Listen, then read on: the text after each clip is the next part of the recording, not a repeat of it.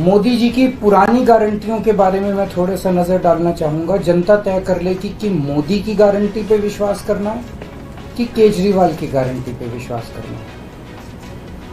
मोदी जी ने गारंटी दी थी 15 लाख रुपए हर एक के अकाउंट में जमा कराएंगे, वो उन्होंने नहीं कराए। मोदी जी ने गारंटी दी थी हर साल 2 करोड़ रोजगार तैयार किए जाएंगे, वो उन्होंने नहीं किए। मोदी जी ने गारंटी दी थी स्वामीनाथन रिपोर्ट लागू करके उसके हिसाब से किसानों को फसलों के दाम दिए जाएंगे, उन्होंने प्रधानमंत्री बनने के बाद इसको खारिज कर दिया कि मैं नहीं करूंगा। मोदी जी ने गारंटी दी थी कि 2022 तक किसानों की इनकम डबल हो जाएगी, वो नहीं की उन्होंने। मोदी जी ने गारंटी दी थी कि 2022 तक इस देश के हर घर के अंदर 24 घंटे बिजली का इंतजाम किया जाएगा। आज भी देश के कोने कोने तो छोड़िए, देश के कई शहरों के अंदर बिजली के लाले पड़े हुए हैं, बिजली के बड़े बड़े लंबे लंबे पावर कट लगते हैं। मोदी जी ने गारंटी दी थी कि 15 अगस्त 2022 तक साबरमती और बॉम्बे के बीच में बुलेट ट्रेन चालू की जाएगी। अभी तक बुलेट ट्रेन का दूर दूर तक कोई नामो निशान नहीं है। मोदी जी ने गारंटी दी थी 100 स्मार्ट सिटीज बनाई जाएंगी। अब तो शायद ये प्रोजेक्ट ही खत्म हो गया, कोई स्मार्ट सिटी। इस तरह की ढेरों गारंटी दी थी जो कि कोई गारंटी पूरी नहीं हुई। इसके पहले जब जब चुनाव आए, केजरीवाल ने गारंटी दी थी दिल्ली में और पंजाब में बिजली मुफ्त करेंगे, हमने बिजली मुफ्त कर दी। हमने गारंटी दी थी बिजली 24 घंटे करेंगे, हमने बिजली 24 घंटे कर दी। हमने गारंटी दी थी शानदार स्कूल बनाएंगे, हमने बच्चों की शिक्षा के लिए शानदार स्कूल बनाए। हमने गारंटी दी थी मोहल्ला क्लिनिक बनाएंगे, हमने जितनी गारंटी दी थी सारी गारंटी पूरी की। तो एक तरफ है मोदी की गारंटी, एक तरफ है केजरीवाल की गारंटी। मोदी की गारंटी का हम देख चुके हैं कि मोदी की गारंटी यकीन करने का लायक नहीं है। और अब तो अगली साल चूंकि मोदी जी रिटायर होंगे, तो उनकी रिटायरमेंट के बाद मोदी की गारंटी कौन पूरी करेगा, इसका भी कोई वो नहीं है। और केजरीवाल की गारंटी, केजरीवाल यही है, कहीं नहीं जा रहा, तो केजरीवाल की गारंटी पूरी करने की गारंटी केजरीवाल लेता है। 10 गारंटी क्या है मैं एक एक करके बताता हूं। सबसे पहली गारंटी है देश के अंदर 24 घंटे बिजली का इंतजाम करेंगे। कैसे करेंगे? हमारे देश में 3 लाख मेगावाट बिजली प्रोड्यूस करने की क्षमता है, कैपेसिटी है। देश की पीक डिमांड, गर्मियों के अंदर पीक डिमांड देश की सबसे ज्यादा डिमांड होती है 2 लाख मेगावाट। तो आज हमारा देश जितनी बिजली पैदा कर रहा है, पैदा कर सकता है, जितनी डिमांड है उससे कहीं ज्यादा बिजली पैदा करने की हमारी क्षमता है। लेकिन मेरे घर के अंदर फिर भी पावर कट लग रहे हैं। क्यों? मैनेजमेंट खराब है। दिल्ली में भी यही हाल था, पंजाब में भी यही हाल था। बिजली तो थी लेकिन मैनेजमेंट खराब था। हमने मैनेजमेंट ठीक करके दिल्ली में भी 24 घंटे बिजली का इंतजाम किया, पंजाब में भी किया, देश में भी करके दिखा सकते हैं क्योंकि हमें एक्सपीरियंस है। देश के गरीब लोगों को बिजली मुफ्त दी जाएगी। दिल्ली में करके दिखाई, पंजाब में करके दिखाई, पूरे देश के अंदर फ्री कर सकते हैं। 1.25 लाख करोड़ रुपए का खर्चा आएगा। एक एक कैलकुलेशन करके लाया हूं मैं हवा में गारंटी नहीं देता। केजरीवाल की गारंटी एक ब्रांड है मार्केट के अंदर। अगर हम कुछ बोलते हैं तो वो पूरी करते हैं। तो 1.25 लाख करोड़ रुपए का खर्चा आएगा, 1.25 लाख करोड़ रुपए हम इंतजाम करेंगे। 1.25 लाख, उसके अंदर पूरे देश के गरीबों को 200 यूनिट बिजली मुफ्त मिल सकती है। आज भी हमारे देश के गरीब लोगों को ये बिजली की पहली गारंटी थी। दूसरी गारंटी है शिक्षा की। कोई भी देश तब तक तरक्की नहीं कर सकता जब तक उसके हर बच्चे को अच्छी शिक्षा का इंतजाम ना कर दिया जाए। अगर किसी देश के अंदर ढेरों लोग अनपढ़ हैं, अगर किसी देश के अंदर ज्यादा बच्चे, कई बच्चों को बिलो स्टैंडर्ड, सब क्वालिटी, गंदी बेकार शिक्षा मिलती है, वो देश कभी आगे नहीं बढ़ सकता। आज हमारे देश के अंदर सरकारी स्कूलों का बुरा हाल है। 10 लाख सरकारी स्कूलों के अंदर 18 करोड़ बच्चे पढ़ते हैं जिनका कोई भविष्य नहीं है। दिल्ली के अंदर हमने करके दिखाया, पंजाब के अंदर करके दिखाया, देश के सारे सरकारी स्कूलों को शानदार बनाएंगे, अच्छे बनाएंगे, प्राइवेट स्कूलों से भी बेहतर बनाएंगे। और इस देश के अंदर पैदा होने वाले हर बच्चे के लिए, चाहे वो अमीर का बच्चा हो चाहे गरीब का बच्चा हो, अच्छी, शानदार और फ्री शिक्षा का इंतजाम किया जाएगा। अगर आप अमीर हैं, अपने बच्चे को प्राइवेट में भेजना चाहते हैं, भेजिए।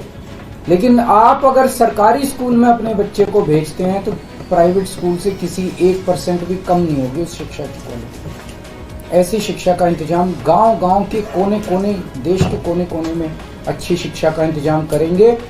दिल्ली में किया, पंजाब में किया, हमें करना आता है, हमारी नीयत है। हम ये काम आज़ादी के वक्त हो जाना चाहिए था, लेकिन नहीं हुआ। देर आए दुरुस्त आए, आज़ादी के 75 साल बाद भी हो गया तो बहुत अच्छी बात है। इस काम को करने के लिए 5 लाख करोड़ रुपए लगेंगे। 2.5 लाख करोड़ रुपए केंद्र सरकार देगी, 2.5 लाख करोड़ रुपए राज्य सरकार देगी। हर साल 5 साल में हर साल 50,000 करोड़ रुपए का खर्चा आएगा केंद्र सरकार को। 50,000 करोड़ तो कुछ भी नहीं। अगर 50,000 करोड़ रुपए सालाना खर्चे में मेरे देश के बच्चा अगर 18 करोड़ बच्चों को अच्छी शिक्षा मिल जाए, इससे अच्छा और क्या हो सकता है। तीसरा, स्वास्थ्य। अगर मेरे देश की जनता स्वस्थ होगी, बीमारी नहीं होगी, तो देश तरक्की करेगा। पढ़ी लिखी जनता होगी, स्वस्थ जनता होगी, तो ये 140 करोड़ लोग ही तो इस देश को आगे ले जाएंगे। कोई एक प्रधानमंत्री थोड़ी देश को आगे ले जाता है, जनता आगे ले जाती है। तो सब लोगों को अच्छे इलाज का इंतजाम करेंगे। आज अगर किसी को के घर में कोई बीमार हो जाए, बड़ी बीमारी हो जाए, सरकारी अस्पतालों का बुरा हाल है पूरे देश के अंदर, और प्राइवेट वालों ने लूट मचा रखी है। पूरे देश में कोने कोने में, हर गांव में, हर मोहल्ले में मोहल्ला क्लिनिक खोला जाएगा। शानदार डिस्ट्रिक्ट हॉस्पिटल जितने, उनको मल्टी स्पेशलिटी बना के उनको शानदार प्राइवेट हॉस्पिटल्स की तर्ज पे बनाया जाएगा। और इस देश में पैदा होने वाले हर व्यक्ति का पूरा इलाज मुफ्त होगा, इंश्योरेंस के आधार पे नहीं होगा।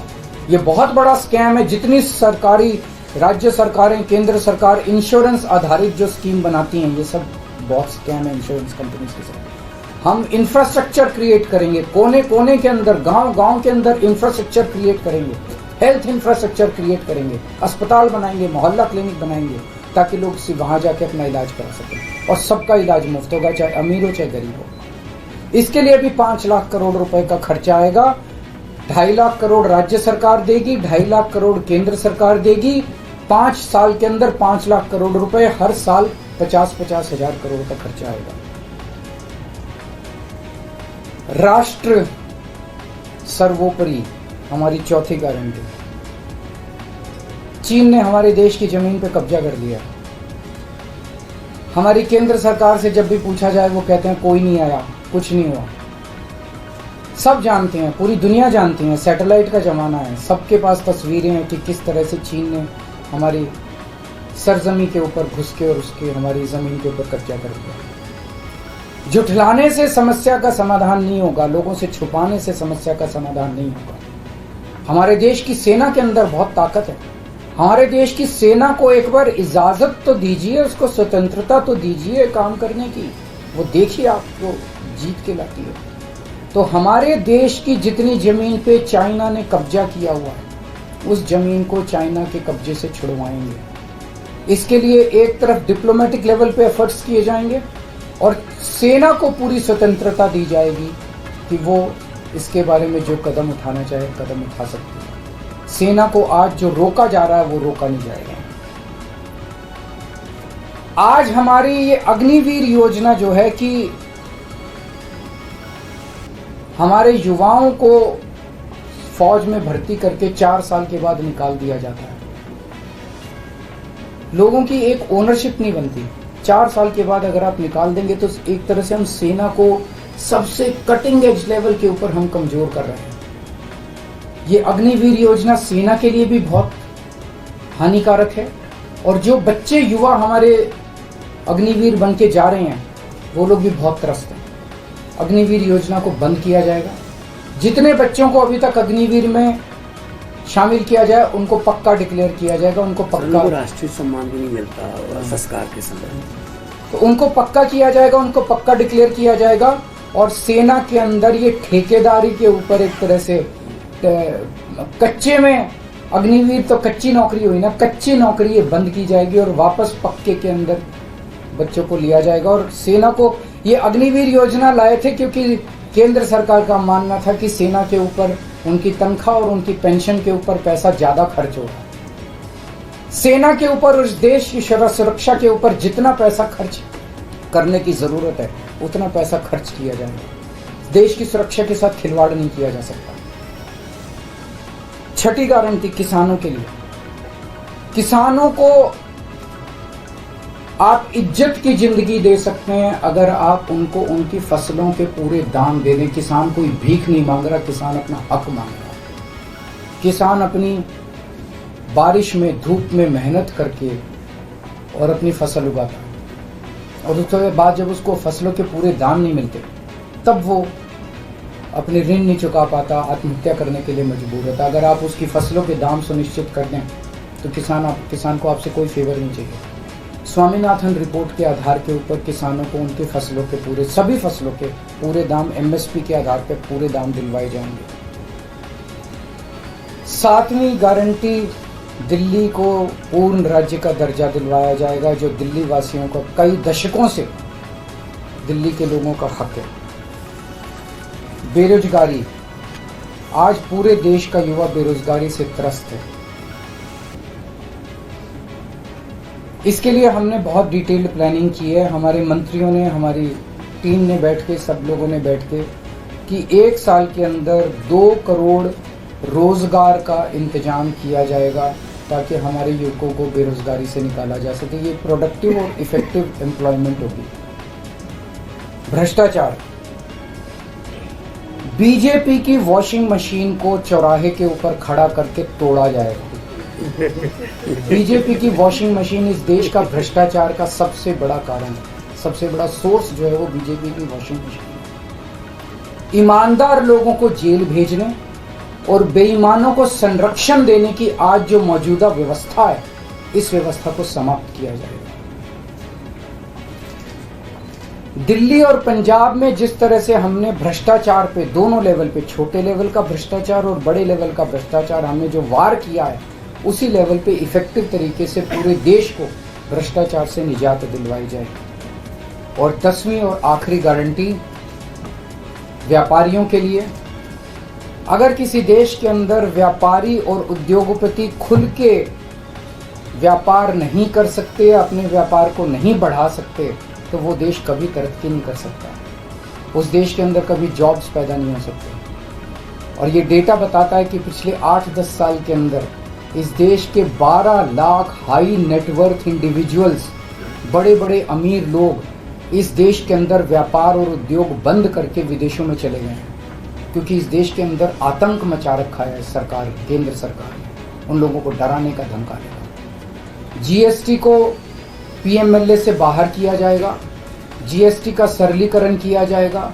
सारी प्रशासनिक और लीगल व्यवस्थाओं को सरलीकरण किया जाएगा और एक ऐसी व्यवस्था की जाएगी कि अगर इस देश के अंदर कोई सही तरीके से व्यापार करना चाहे तो वह व्यापार कर भी सकता है, उद्योग खोल भी सकता है, ज़्यादा परमिशंस की ज़रूरत नहीं होगी और बड़े स्तर के ऊपर हम व्यापार को और उद्योग को, हमारा टारगेट चाइना को पीछे छोड़ना है, जो आज इस दुनिया के अंदर इसमें व्यापार में और उद्योग में और प्रोडक्शन में बहुत आगे है।